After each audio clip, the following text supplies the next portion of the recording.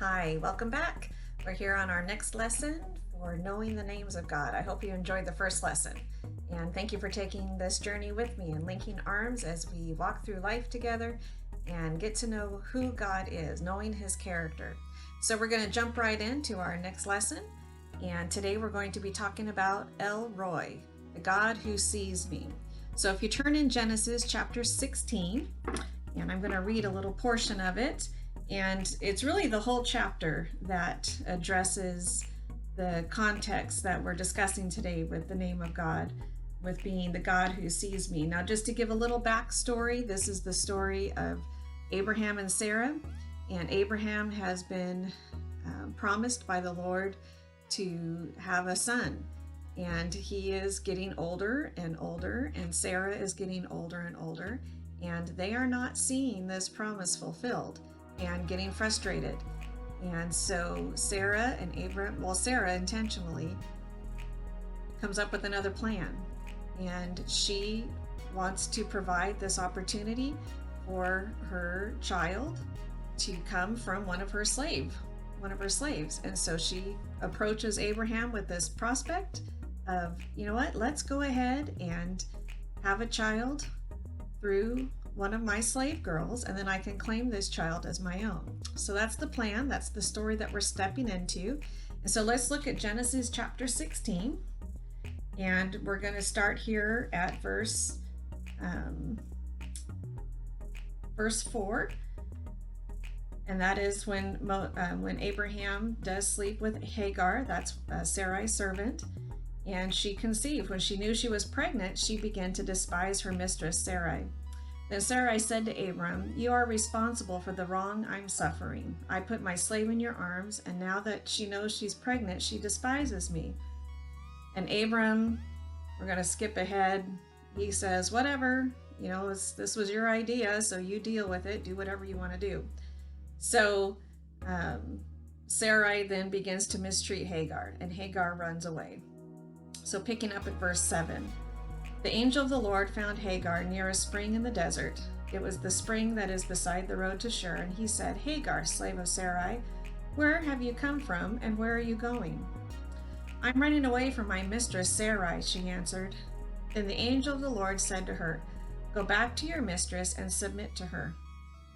The angel added, "I will increase your descendants so much," I just lost my place, "that they will be too numerous to count." The angel of the Lord also said to her, "You are now pregnant, and you will give birth to a son, and you will name him Ishmael, for the Lord has heard of your misery."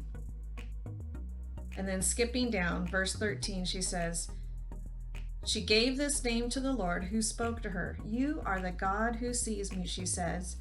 'I have now seen the one who sees me.'"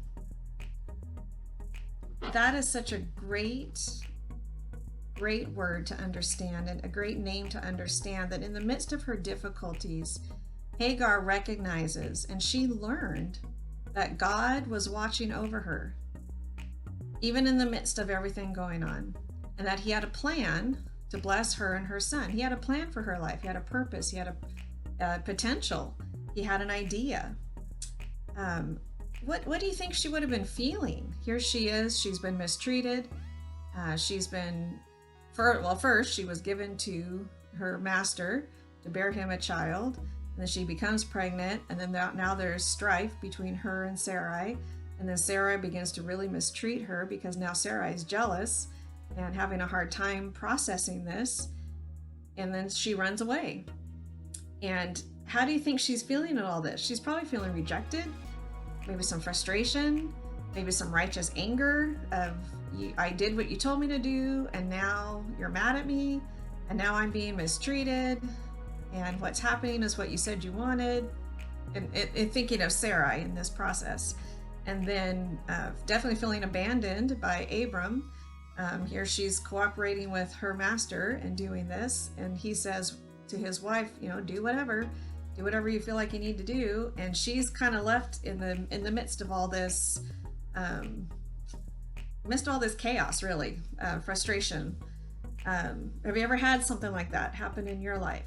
Maybe even right now with everything going on, where you maybe had a dream or you were in the middle of a thriving business and the church was going well, and your ministries were thriving, and your family was doing great, and then this shelter in place and all these dynamics and the government stepping in, and it's really thrown you for a loop, and it's really kind of disrupted and brought frustration and feeling abandoned, and all these same kinds of feelings that could be going on right now in your own life.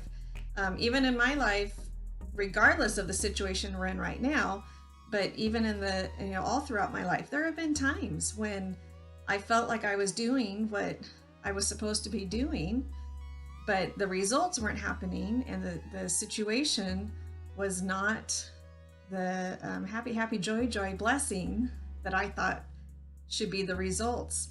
But even in the midst of all this, even in the midst of those times that I'm referring to in my life, where you pause and you have those moments with the Lord and you go, wow, God does see me. He does see me where I'm at. Today there are so many locators. There's GPS, there's live streaming video, there's all these things that can pinpoint exactly where somebody is at all around the world and have these exact locations.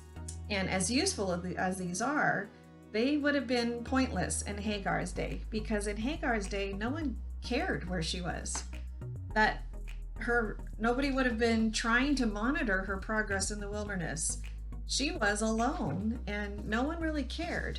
But El Roi, the God who sees her, he knew exactly where she was. Let's look at Psalm 139. And again, I encourage you to read these scriptures on your own. I'm going to kind of skip through them for the sake of time, but let's look at the first 3 verses. You have searched me, Lord, and you know me. You know when I sit and when I rise. You perceive my thoughts from afar. You discern my going out and my lying down. You are familiar with all my ways. This is the God who watches over you today, whether or not you recognize his presence. When we look back at Genesis, it's said there in chapter 16, and then later on in chapter 21, after Ishmael is born, like I said, we skip forward to chapter 21, and when in 16, when he says that you shall name him Ishmael, that name means God hears. Isn't that awesome? That's what Ishmael means. Even though he was outside the promise, that if Abram and Sarai would have waited and let God's timing, when Isaac came along in the right order, God still honored that Ishmael was a descendant of Abram, and still he was named God Hears. That's pretty awesome. And then you jump forward to chapter 21 in the book of Genesis, and in that case, he's been born. There's still issue. Isaac's come along. Now there's sibling rivalry happening, and Hagar and Ishmael leave once again, and they are without resource. They're dying. They're starving. They're dehydrated, and she's left them to die. She just literally doesn't know what to do, and Hagar is crying out, what is happening here?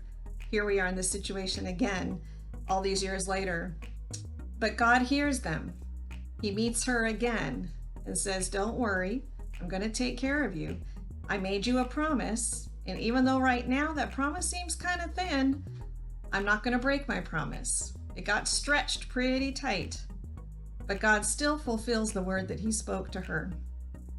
I want you to remember this. When you fail for a time to seek the Lord, or to ask for God's help, or to receive answers to prayers, not to give up. God does see you.